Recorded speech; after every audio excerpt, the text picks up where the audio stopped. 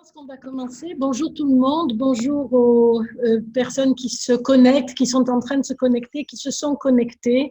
Et merci d'être présents pour ce colloque Israël est mondialement FLE à l'occasion de la Journée internationale du professeur de français qui a été initiée par la FIPF, par le président Macron et puis gérée par la FIPF qui nous chapeaute. Je suis moi-même la présidente de l'Association des professeurs de français d'Israël et nous sommes en Israël très émus et très contents de recevoir nos intervenants et tous les panélistes, toutes les personnes qui assistent avec nous à ces conférences très riches et très agréables à entendre.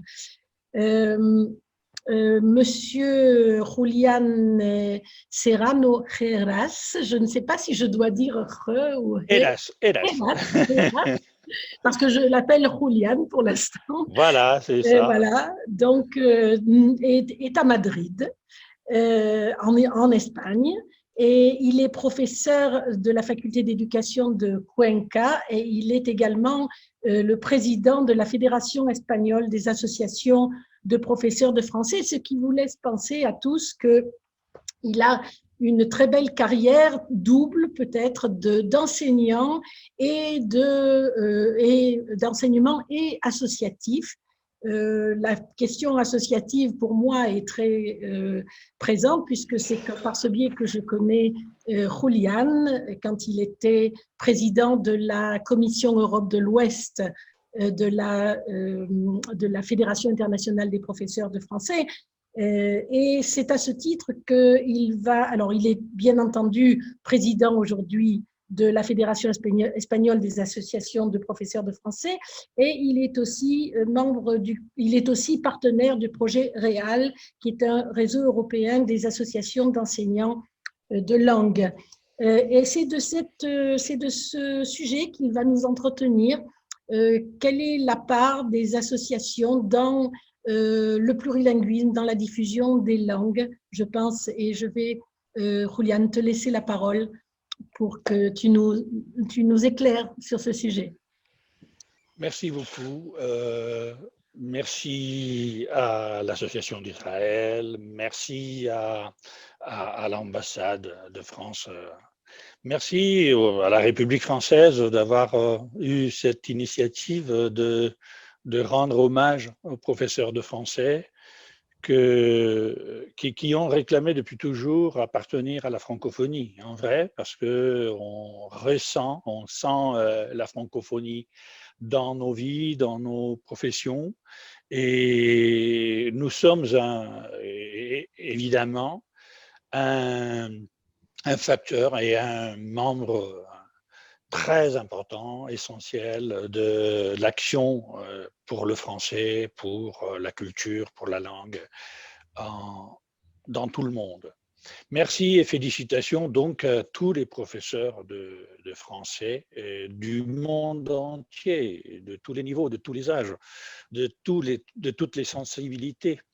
J'ai été surpris et en même temps flatté quand j'ai reçu une invitation de Serge Borg qui a un peu rassemblé ici et là des anciens contacts, justement parce que cette invitation répondait à mon idée fondamentale du monde associatif, qui est l'ouverture d'un côté et le partage. Cette initiative veut rassembler justement sur le réseau, sur Internet, des collègues qui ne peuvent malheureusement pas se rencontrer comme on aimerait. Je vois Niki et j'aimerais embrasser Niki et tous les collègues israéliens et tous les collègues du monde entier.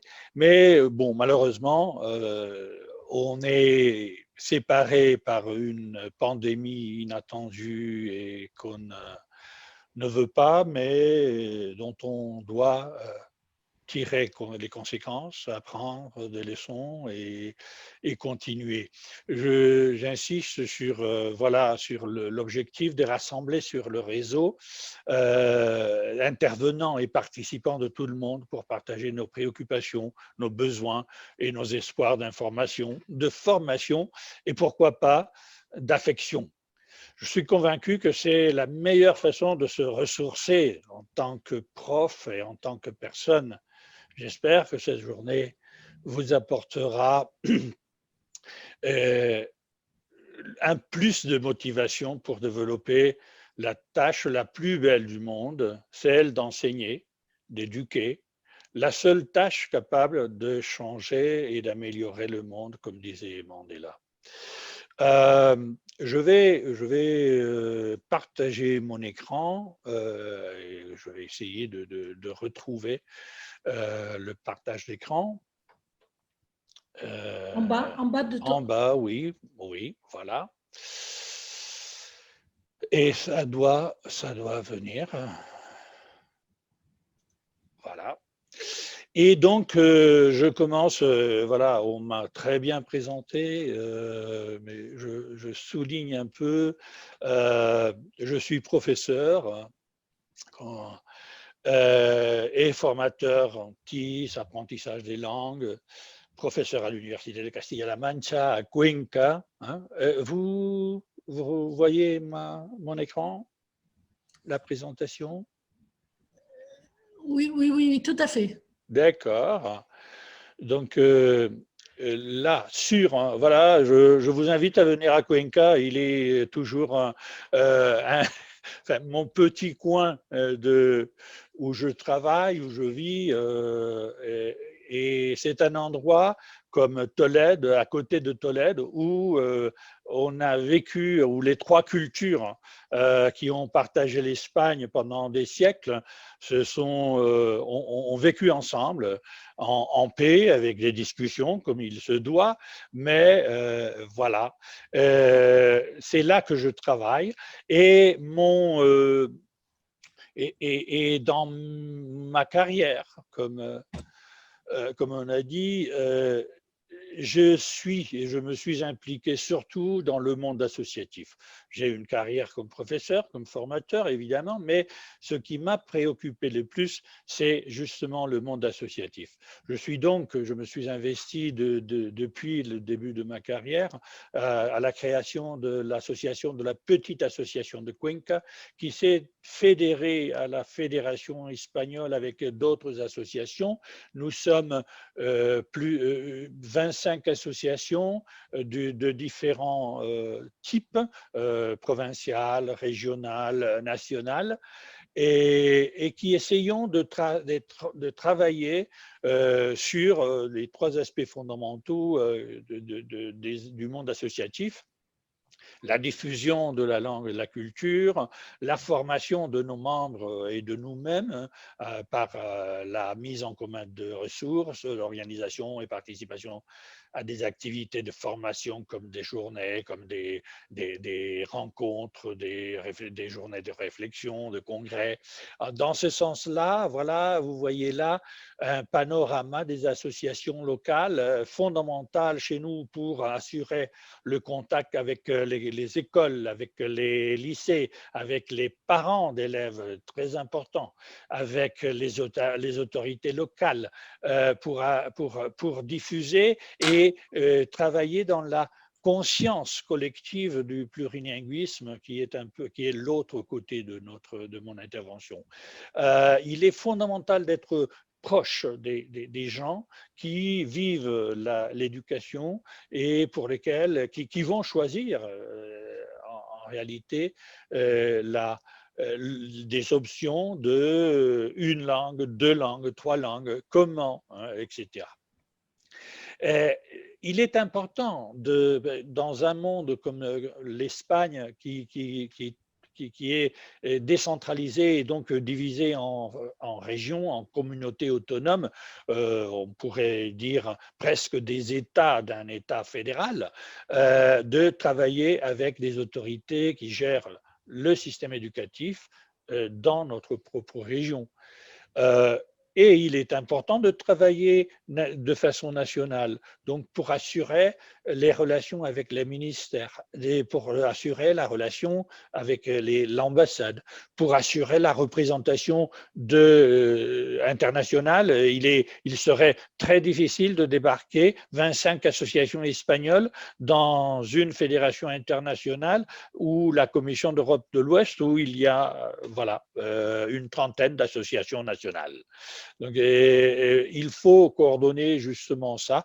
Et effectivement, ce n'est pas la même chose de travailler dans le petit groupe de l'association de Cuenca pour organiser, par exemple, des séminaires de partage entre les collègues, que de travailler dans un congrès national où les différentes communautés ou les différentes associations se rencontrent et échangent sur les problèmes qui nous unissent. Et effectivement, le rôle de la fédération internationale est fondamental parce que c'est là qu'on retrouve la force des collègues. C'est extraordinaire. Je vous invite, si vous n'avez pas eu l'occasion de participer à un congrès mondial, de participer au prochain congrès qui se tiendra, j'espère bien, en Tunisie en 2021, parce que là, on retrouve qu'on est très, très différents, qu'on est très loin. Les associations de partout le monde, mais qu'on est tous pareils, qu'on ressent les mêmes besoins, les mêmes aspirations, les mêmes préoccupations. Et c'est absolument extraordinaire de partager avec des collègues africains, asiatiques, américains et européens nos inquiétudes et de chercher ensemble des solutions. Donc, tout ce réseau est fondamental pour le bon fonctionnement du monde associatif. Et il est important de s'investir, de s'engager, de participer de plus en plus. On a parlé justement de REAL. REAL, c'est le réseau européen des associations de professeurs de langue. Ça a été un projet. Il dort malheureusement maintenant. J'ai eu la chance de participer à la création et j'ai eu le privilège d'être le vice-président. Formellement, on continue, mais malheureusement, ça ne fonctionne pas. On a essayé et on va essayer, je suppose, de relancer. Parce que justement, pas encore. Justement, c'est dans nos préoccupations et nos projets, on est passé du monde unilingue, de la revendication et des préoccupations de notre propre langue, du français, à voir que dans la société où l'on vit, on doit changer un peu nos attentes et nos perspectives. En Espagne et dans le monde, nous vivons des temps difficiles, non seulement à cause de la pandémie qui est en train de changer nos vies, mais aussi à cause des confrontations politiques, idéologiques, nationalistes. Les hommes, les sociétés se débattent entre deux forces physiques contraires. Je rends hommage là à l'un de mes professeurs préférés, Javier del Prado, qui nous expliquait ces deux forces, l'une centripète, qui tend à se concentrer sur soi-même et s'isoler, l'autre centrifuge qui nous pousserait vers l'extérieur. C'est bien entre ces deux forces que l'Europe, par exemple, se débat tout au long de son histoire de guerre et de rencontres. Une histoire que j'aimerais voir se culminer par une vraie union, justement pour résoudre cette dualité. Ces grands professeurs revendiquaient la figure mythique du centaure, de la mixité, du métissage. Mais la cohabitation n'est pas facile.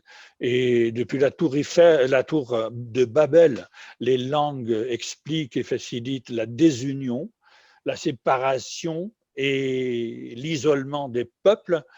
Et c'est alors, là vous voyez le monument à la Constitution que vous pouvez aussi regarder à Cuenca, et qui représente voilà l'équilibre par des forces presque invisibles des deux forces énormes qui tendent à se séparer.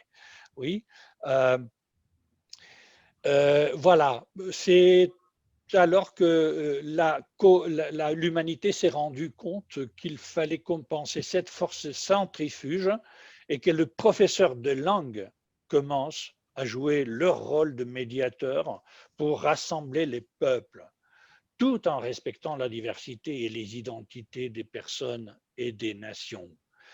Je vais vous parler un peu plus tard de cette étude extraordinaire d'Amin Malouf et d'un groupe d'experts, de sages, qui s'appelle Un défi salutaire, et qui nous dit que si la plupart des nations européennes se sont construites sur le socle de leurs langues identitaires, l'Union européenne ne peut se construire que sur le socle de la diversité linguistique. On ne peut pas renoncer dans cette idée d'union, dans cette idée de rassemblement aux identités diverses. On ne peut pas adopter une langue étrangère que pour remplacer, substituer les langues maternelles. Il faut donc inclure l'idée et la pratique de la diversité linguistique et culturelle comme une seule matière à l'intérieur du système éducatif. C'est notre proposition. Évidemment, ce n'est qu'en parlant au cœur et en éduquant les hommes aux valeurs et aux sentiments que nous pourrons contrer les mouvements irrationnels qui insistent sur la séparation de nos sociétés. Sur ce point, je voudrais clarifier certains de termes qui marquent depuis longtemps les préoccupations des professeurs et des décideurs en matière linguistique, en Espagne évidemment. Monolinguisme comme une idée impossible dans le monde d'aujourd'hui. On pourrait même penser qu'il n'existe pas le monolinguisme du fait même que toute langue est diverse et qu'on pourrait considérer que nous ne parlons pas exactement la même langue à la maison qu'au bureau ou dans la salle de classe. Il serait peut-être le rêve impossible d'une humanité monolithique, autoritaire et réductionniste que de remplacer toutes les langues pour une seule et langue universelle. On connaît l'exemple du latin dans l'histoire et peut-être l'anglais subit un peu cette même démarche.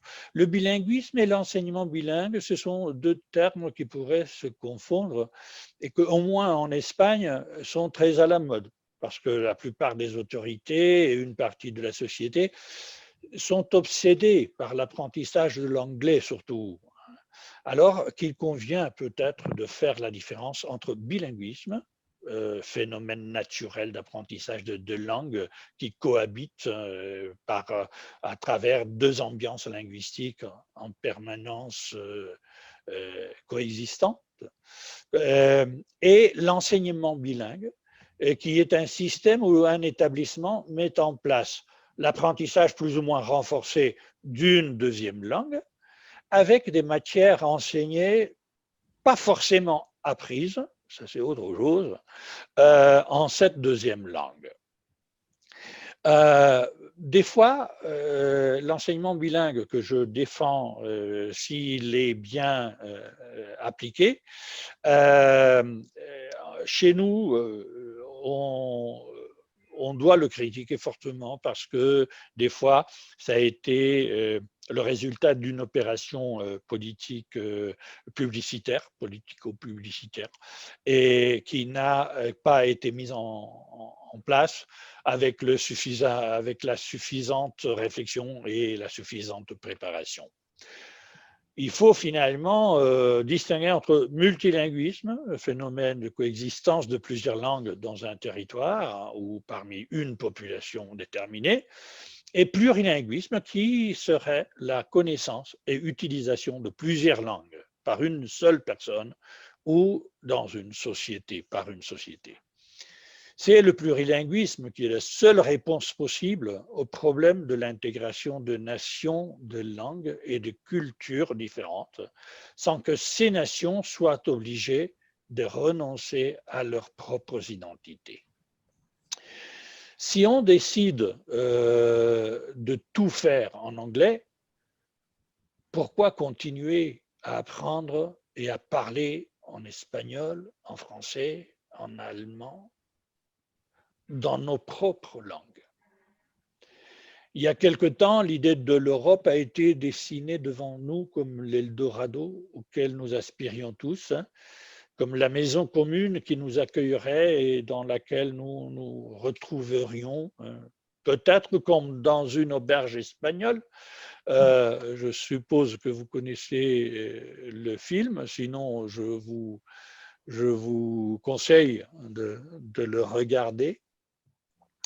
Parce que voilà, il représente bien l'idée de la construction européenne, avec toutes les différences, avec tous les problèmes de cohabitation, avec tous les problèmes voilà, des forces centripètes et des forces centrifuges qui cohabitent dans un petit appartement à Barcelone, dans une Barcelone cosmopolite et internationale.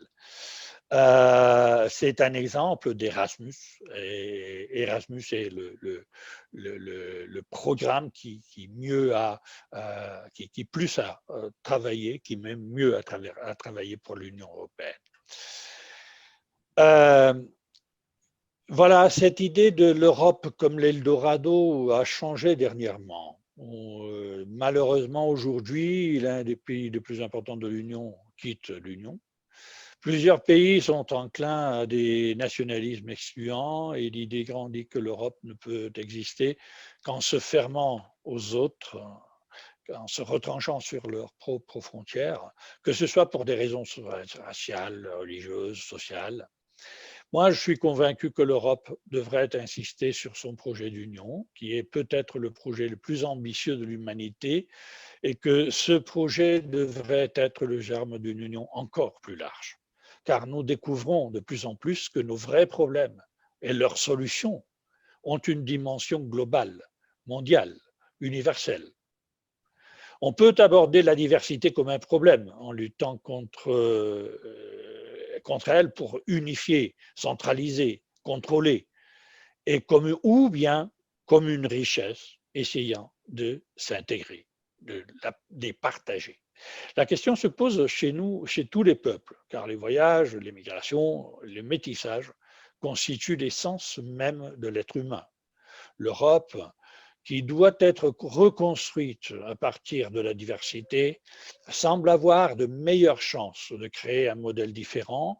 Et puisqu'il s'agit d'éviter les guerres qui l'ont déchiré au cours des derniers siècles, elle devra naître en encourageant le respect des différences et en favorisant l'intercompréhension et la tolérance. Et des propositions de construction de ce monde plurilingue ont été faites par des experts et des institutions plus intelligentes et capables que moi.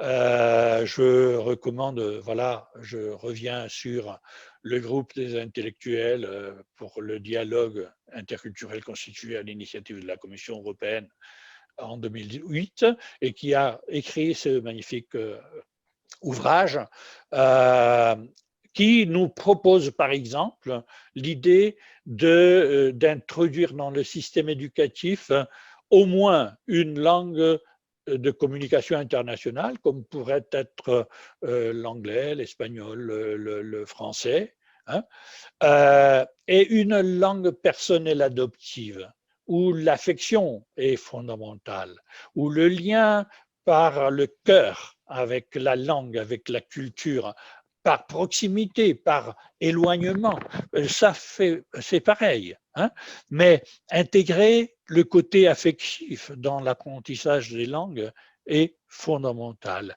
Et l'intégrer dans le monde éducatif me semble essentiel, absolument essentiel. Oui, évidemment, la charte européenne du plurilinguisme qui n'arrête pas de se renouveler. Je vous conseille de voir tout ce que l'Observatoire du plurilinguisme euh, nous propose comme document partagé, etc. Et les associations. Évidemment, les associations, c'est mon milieu, effectivement, mais c'est justement sur ces trois axes que je veux tirer votre attention. L'axe de formation, parce qu'il est fondamental dans la formation euh, aussi bien initiale que continue, de rencontrer, de partager avec les autres, avec les autres collègues, avec les autres professeurs, avec les professeurs des autres langues aussi. Dans le cadre de Réal, je peux me rappeler et évoquer une rencontre que nous avons organisée à Madrid, où l'on a construit, où l'on a organisé un congrès multilingue en 5 langues.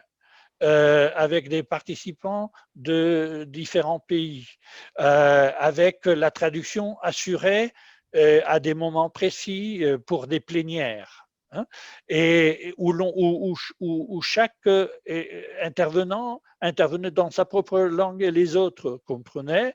Et puis, on s'éclatait, on se divisait, on travaillait par langue, par groupe, peut-être avec l'intervention d'un invité d'une autre langue, etc. Ça a été une expérience très enrichissante de partage de la diversité absolue, parce que on pourrait penser que les germanistes ont des intérêts différents des francecistes ou des lusophones ou des italophones en Espagne. Et finalement, on a partagé des journées extraordinaires où l'on a découvert que des expériences d'italien pourraient servir pour le français et vice-versa. Et je suis convaincu que les associations de professeurs de langue doivent de plus en plus coopérer et unir leurs efforts entre associations de la même langue, donc les fédérations comme la FIPF, comme la FAPF, par des groupements régionaux comme la CO qui nous réunit, et entre associations de différentes langues. Comme c'est le cas maintenant en Espagne, on a un problème important, très important, avec les politiques, parce qu'ils veulent réduire les heures des deuxièmes langues étrangères. Tout pour la première langue étrangère, de moins en moins pour les deuxièmes.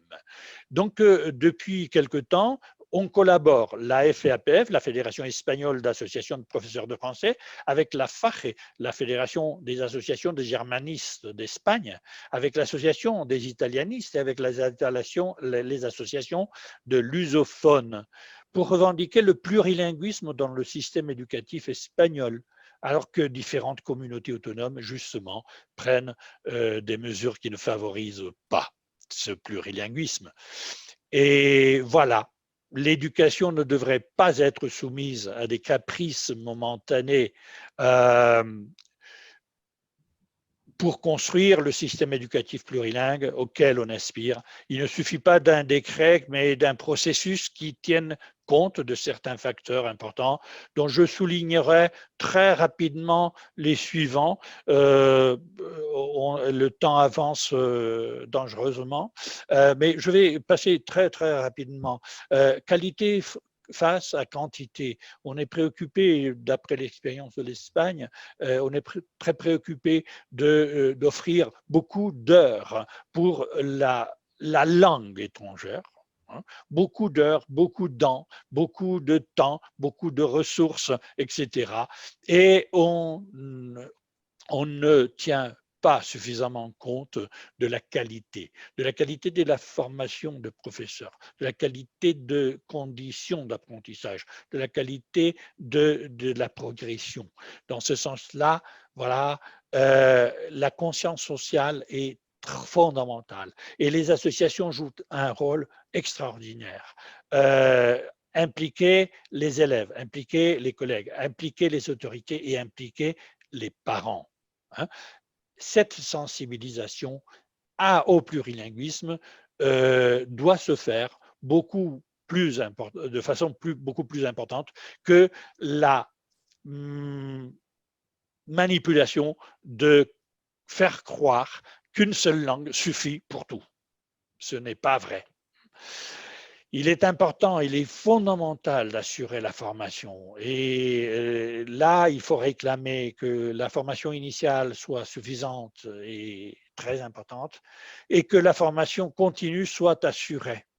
Que la formation continue se fasse à travers les moyens officiels, mais aussi à travers les moyens des associations. Il est important d'intégrer les certifications, de ne pas faire de la planification, de la progression et de la certification de niveau un commerce, mais une motivation à l'intérieur des systèmes éducatifs. Il faut motiver, sensibiliser, faire passer la diversification de linguistique par la complémentarité qui existe réellement entre l'apprentissage de la langue maternelle, de la langue vivante 1, de la langue vivante 2 et successivement. Et il faut intégrer l'éducation et la vie. Il y a pas longtemps, maintenant, les voyages se sont réduits, les voyages se sont réduits, mais l'année dernière, je crois, il y avait une initiative comme Interrail qui a prouvé que, voilà, comme essai, comme tentative de consciencer la mobilité européenne, Erasmus. Et je réclamerais un Erasmus scolaire réel, c'est-à-dire avec les mêmes conditions de l'Erasmus universitaire, bien financé, bien organisé, avec bien planifié et bien mis en place. Et un Erasmus pour profs, une généralisation de la mobilité des profs en Europe et mondialement. Je crois que ce sont voilà, des initiatives que les associations doivent intégrer dans leurs revendications. Pour conclure, je voudrais rappeler et reconnaître que la plupart de ces choses se font ici ou là grâce à l'implication d'enseignants qui renoncent à des heures de sommeil, des journées de vacances et des efforts non reconnus, et qui font des efforts non reconnus pour réussir à améliorer leur propre formation, préparer les classes et les activités complémentaires, les cours à l'intérieur des classes et les activités complémentaires en dehors des classes, organiser des voyages, des spectacles, des pratiques à l'intérieur et à l'intérieur des classes. Nous aimerions que tout cela soit facilité, reconnu et récompensé au niveau institutionnel. Mais en attendant, je vous encourage tous, camarades de classe, des écoles maternelles, primaires, secondaires, universitaires, publiques, privées ou subventionnées, et aussi les futurs enseignants, pour rester enthousiastes et impliqués dans la plus belle profession, la seule qui puisse réellement créer un monde meilleur. S'il vous plaît, pour apprendre plusieurs langues, pour vivre ensemble dans le monde, dans un monde meilleur, associez-vous. C'est comme ça que je vous termine en vous invitant encore chez moi, à Cuenca. Voilà. Merci. Attendez, alors attendez, je reprends le. Voilà, vous m'entendez, n'est-ce pas? Oui. Alors attendez, je vais vous remettre. Merci vraiment, merci pour cet exposé brillant, fervent, une vraie profession de foi qui donne du courage à ceux qui effectivement œuvrent dans le sens que tu nous exposes ici, de ce plurilinguisme qui est tout à fait nécessaire dans le monde d'aujourd'hui. Je moi, je voudrais reprendre quelque chose dont tu as parlé et qui est l'apprentissage d'une langue personnelle adoptive. Juste parce que ça fait écho à quelque chose qui ici en Israël est tout à fait commun et courant, puisque la plupart d'entre nous, en tout cas parmi les professeurs de français, c'est clair, et parmi l'ensemble de la population, dans l'ensemble de la population, c'est clair, l'apprentissage, par exemple, de l'hébreu par rapport à la langue maternelle est effectivement l'apprentissage d'une langue adoptive personnelle, et je crois que ça porte des fruits très, très, très grands. Bien entendu, il faudrait renverser cela pour le français, c'est-à-dire nous voyons parmi nos étudiants très souvent cette volonté d'adopter le français comme langue personnelle adoptive, et je pense que c'est très encourageant de voir qu'au niveau de la réflexion, il y a quelque chose qui se fait. Le deuxième point, est-ce que tu veux peut-être développer peut-être ça, parce que je ne sais pas. C'est une idée justement du rapport Malouf et que je considère extraordinairement extraordinaire, et que c'est pour ça que je l'inclus dans mes interventions, parce que voilà, aborder une langue par intérêt commercial, professionnel, etc. C'est l'idée qui passe par les médias, par la diffusion, par les autorités sont surtout préoccupées. Hein, j'ai eu la chance de partager avec un collègue qui disait qu'il y a deux façons d'apprendre à lire. Soit pour lire les publicités et acheter ce qu'on nous offre, soit pour penser, critiquer et vivre de façon beaucoup plus riche. Les langues, c'est ça. Les langues, on peut les apprendre avec des intérêts précis, professionnels, etc. Mais on apprend surtout les langues qu'on aime. Oui, on apprend surtout les langues avec lesquelles on se sent à l'aise. Oui. Et l'idéal serait de partager, de faire coïncider les deux. Mais entre-temps, il faut absolument assurer ce côté affectif, ces liens qui nous tient à cœur. Oui, tout à fait. oui. Vraiment, c'est essentiel, et j'espère que tout le monde saisira le message. Et la deuxième chose que je voudrais aborder pour cet échange, c'était, j'ai été très interpellée par l'expérience ton expérience associative face aux politiques linguistiques, et c'est quelque chose, je crois, qui est commun à beaucoup de structures. Nous vivons la même chose. Tu parlais de réduction d'heures et de combat pour ne pas arriver justement à cette peau de chagrin. Mais je pense que ce que tu as relevé dans le reste de ton exposé sur la proportion entre qualité et quantité, il me semble que effectivement, si on se bat pour maintenir le nombre d'heures, il faut aussi se battre pour maintenir la qualité, pour agrandir la qualité de notre enseignement. Et je pense que des manifestations comme aujourd'hui peuvent contribuer tout à fait à d'abord cet échange dont tu as parlé, qui est essentiel pour la formation, et bien entendu pour le développement personnel, et pour le fait, pour l'enseignement en général, comme tu le dis très bien, le plus beau métier du monde, effectivement. Ouais. Oui, je te remercie. C'est exactement.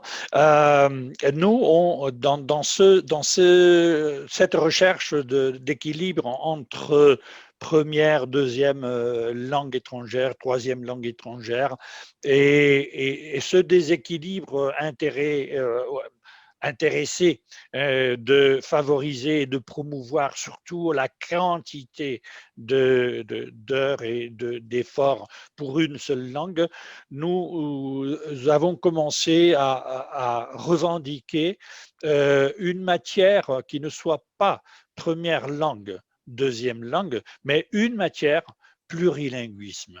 Ah, merveilleux. Une matière qui intègre l'offre obligatoire de au moins 2 langues étrangères qui pourraient travailler ensemble, qui pourraient modifier le nombre et le nombre d'heures ou le nombre d'efforts pour compenser les unes et les autres. Parce que nous considérons que le fondamental, le plus important, c'est de promouvoir la conscience plurilingue et la pratique plurilingue. Et pour ça, il faut l'intégrer en tant que plurilinguisme, pas comme première langue étrangère opposée à une deuxième langue étrangère, opposée à une troisième langue étrangère. Donc, et c'est là qu'on considère que nos efforts peuvent jouer un rôle important et que le partage et la collaboration entre associations, par exemple, est fondamentale. Je profite aussi pour répondre à Bianca j'avais commencé à écrire, hein, mais ça me perturbe. Je suis un homme, donc je peux faire qu'une seule chose à la fois. Donc voilà, je profite pour répondre qu'évidemment, j'ai parlé de l'idée de partage comme essentiel dans ma démarche et dans la démarche associative. Et évidemment, vous pouvez utiliser tout ce que vous voudrez de mon intervention, que ce soit des images, que ce soit des idées. Ça me flatte. Voilà, vous pouvez utiliser tout ce que vous voudrez. Merci beaucoup, merci vraiment de cet engagement, merci de cette ferveur, de cette passion. Je ne sais pas si il y a un nouveau message, donc je vais quand même le voir. Vous avez des remerciements, comme vous pouvez le voir.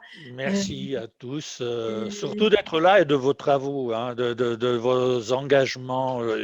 J'insiste sur mon invitation à vous associer, et à travailler avec les autres collègues, voisins ou très lointains. Bien sûr, bien sûr. Ton intervention sera sur le site, donc nous engagerons tout le monde à la revisionner parce qu'il y a là-dedans un trésor et j'espère vraiment que ce n'est pas notre dernier contact. Et j'espère vraiment que nous pourrons nous rencontrer aussi live. Oui, oui. Ojalá, on dit en espagnol. Bien sûr. Oui. Très bien. Merci beaucoup, Julian. Merci à vous tous. Merci à tous d'avoir. Bon courage. Merci. Et à très bientôt. Au revoir. À très bientôt. Au revoir.